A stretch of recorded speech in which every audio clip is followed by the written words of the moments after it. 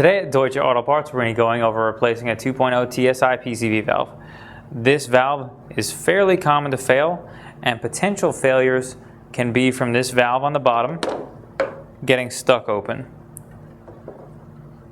The failures can result in multiple symptoms, anything from codes that are misfire codes, which would be P0300, also as well as P0171, which is a Bank 1 System 2 lean fault, as well as P0507, idle air control system RPM higher than expected.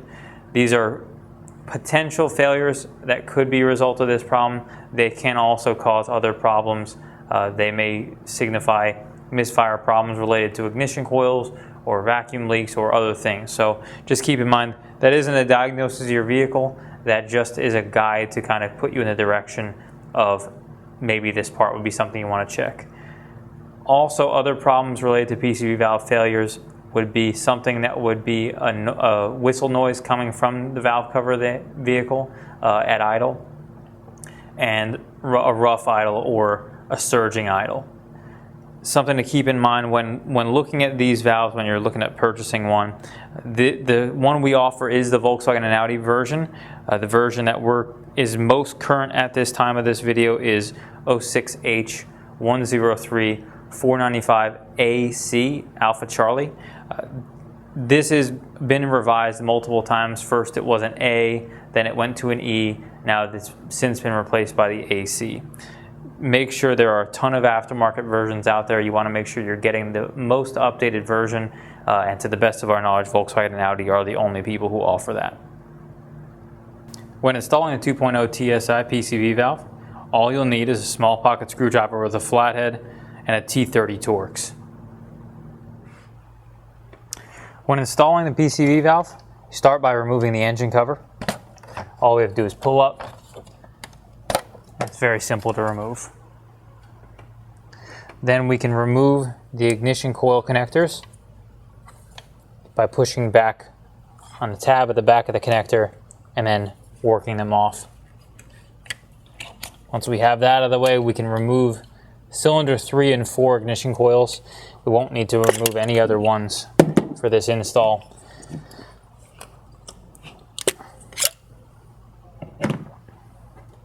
Then we can remove this PCV pipe.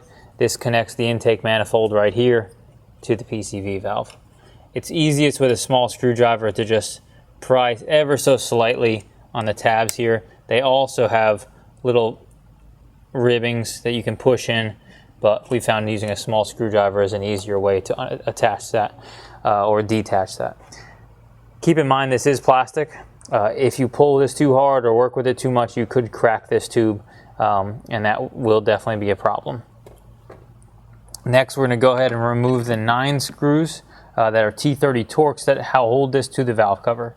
There's also another T30 Torx making a 10th T30 Torx that holds the rear PCV valve pipe that goes into the intake tube right here to the valve cover.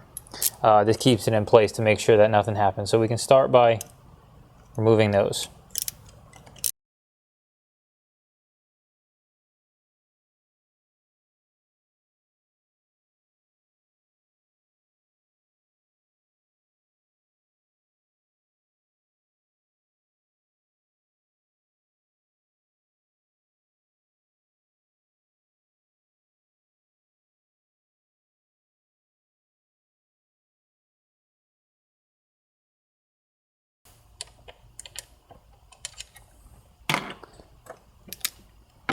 Now we can loosen that up.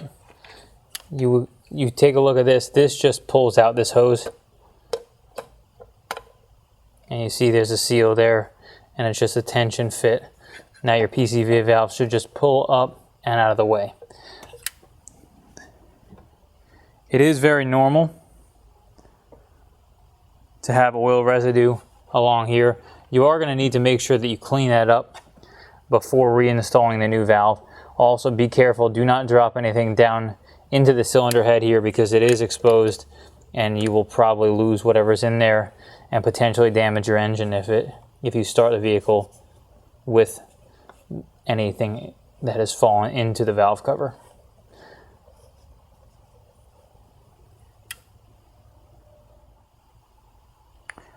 Once we've gotten that all cleaned off, now we're ready to install our new valve. We can just drop it in place and slide this back in place. Again, that is plastic as well, so you do want to be very careful with that to make sure that it doesn't crack. Now we can go ahead and reinstall all of our bolts.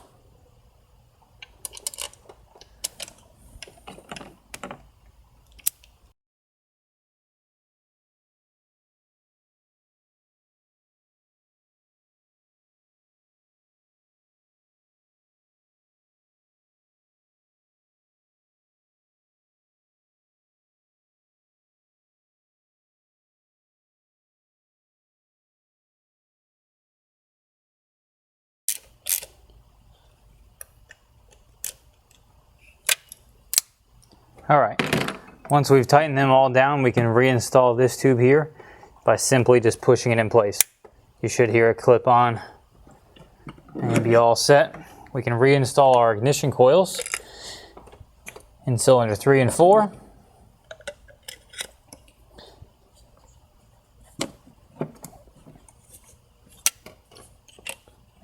And then we can reinstall the ignition coil connectors. Now we're all set to reinstall the engine cover. Just lay it in place.